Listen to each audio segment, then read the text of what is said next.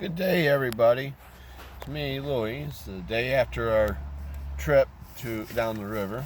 It's the annual trip that we do every year, um, and I have to say it was a good one for the most part. We got battered with rain um, night before last, and I do mean we got battered. I was freaking cold and wet all night long, and cold and wet in the morning when the sun came up. But for the most part, it was a good trip. I enjoy it. And I'm going to tell you right now, it doesn't matter what your politics are. Nature doesn't change. And it remains the same. You basically learn where you came from as far as, the way things were to the way things are. I think, and I'm talking about in the technological sense mostly. Um, And there were a couple of times where you learned how small and insignificant a person really can be when you look at what's around you. There was one spot on our trip where we were going along, and I looked up, and there was this hill, and it had a cliff edge on it, and there were trees that were on these little cliffs, these little landings at the cliffs, rather. And it made me realize that nature is much stronger than man. Um, Here you got these trees rooted in these rocks that go at any time, and yet there they are. And I can't imagine one climber that can live as long as the trees do, hanging from these cracks in the rocks. Yes, I understand that's a part of the breaking down of the hillside. I understand that's part of nature's way of tearing down and rebuilding. I understand all that. But at the same time, man and his ideals aren't as significant as the in the broader picture. And I think if we all took that into consideration, I think we would all find that it'd be easier to get along, to share our ideals, and I think it would also be easier for us to understand that I'm not sure the right way to put this. I know how I got it in my mind. I think it would be easier for us to understand that everybody is our, whatever the proper way of putting that is. I think everybody would understand that we, as a member of this earth, are at the mercy of nature, and that if we understood that better, all this nonsense that's going on around us would stop, and people would start understanding each other better. Now, with that being said, I firmly believe we should all get a kayak or a raft or a canoe or some other kind of um, flotation device that you can use. And I think we all should hit the water at least once in our lifetimes and see the things that we saw and we see every year.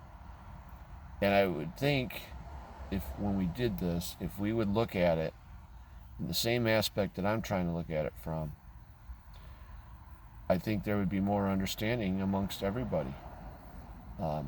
This Black Lives Matter would go away, Antifa would go away, this hatred that the left has for the right would go away. And I think it would go away in a significant manner. I could be just out of my mind. It's possible. It's possible. But honestly, that's what I firmly believe. If we all just took the time out and spent it in nature and learned what nature's about, I think we could learn more about ourselves, learn more about who we are and how we are a part of this broader aspect of life, and how insignificant our ideals really are in the broader aspect of nature. Um, Politics has nothing to do with what I saw. Well, if you look at it from the environmental protection, then yeah, they do have a little bit. But how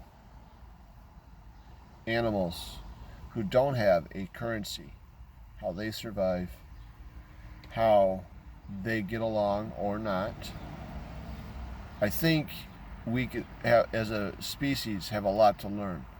And this is stuff that we used to know, but because of our technology and our trek to become quote-unquote civilized, we have lost that knowledge. Or we have put that knowledge in the back of our head and not thought about it. And I think what we need to do is bring it back to the forefront. To understand each other, we need to understand where we are. Whoa. Sorry, dropped my phone. I hate it when I do that. I was just trying to reposition it and hold it so it can be a little steadier, and I'm failing miserably at that. But the whole point is we're all brothers and sisters in this. And we need to start acting like it. And I think the only way we're going to start acting like it is to reconnect with nature, to understand our place, to understand where we came from, so that we can see where we got to go to achieve the goal of being quote-unquote civilized. Because quite frankly, from what I'm seeing in the news, we're nowhere near civilized. Even though we try and claim we are not. Some of us might be, but as a whole, we're not. Okay? If we were civilized, we wouldn't be judging each other by our ideas. We would be listening to each other, not necessarily agreeing, but we would be listening and trying to see the viewpoint of the other person. And I think if we could do that, a lot of this nonsense that's going on right now would come to an end. I honestly believe a return to nature would be a big help and a big step in this. My entire life's goal is to help get people to understand that just because their viewpoints are different than mine doesn't make me the enemy. Just because I'm a white guy doesn't necessarily make me a racist. And racism comes from more than just the white people. It's all around us in every nationality, in every religion. Not everybody in every nationality is racist. Not everybody in any religion is racist. But there are some that are. And it's a two-way street, you know. And I think once we get that idea in our heads, once we understand that and believe that, we can get rid of the racism. We can get rid of the problems a lot of the problems that we have. We'll never get rid of all our problems, because that's what life's about, is problems, problem solution. And as soon as you solve a problem, another one pops up. So I think if we want to get rid of the basic problems, if we return to nature and realize that we're not as important in nature as we like to think, I think we can start getting along a little better, because we're going to start understanding ourselves a little better. If we understand ourselves a little better, we'll be able to understand others better. And if we understand others better, a lot of our problems that we have as a society, as a species, will go away. I know I'm repeating myself, I know that, but I'm trying to make sure I get it out in a manner that everybody can understand. This is part 4 to a 4-part series, and it's about, with my vacation. The first 3 parts that you saw were down the river, and this is going to be the final part for it. and I'm going to put them all on at the same time so that everybody can see the conclusions. In one of the parts, I actually got interrupted with a phone call from Ashley, and I said I would be back, and I was back, but not as quickly as I thought because she was on the phone for so long. I actually forgot to finish. So I apologize for that. There's some really bad shots of some wildlife that we saw. This is because I couldn't see the screen. The sun was shining too bright. And as you can see, I did get some sun. Look at this. If you saw my face and compared it to my legs, you'd see I got some sun. My legs are glowing like a freaking bright light in the middle of the darkest dark you can find. In fact, you'd probably be blinded if you saw my legs. But that's, that's how I did it. It's my fault. But my feet got tanned.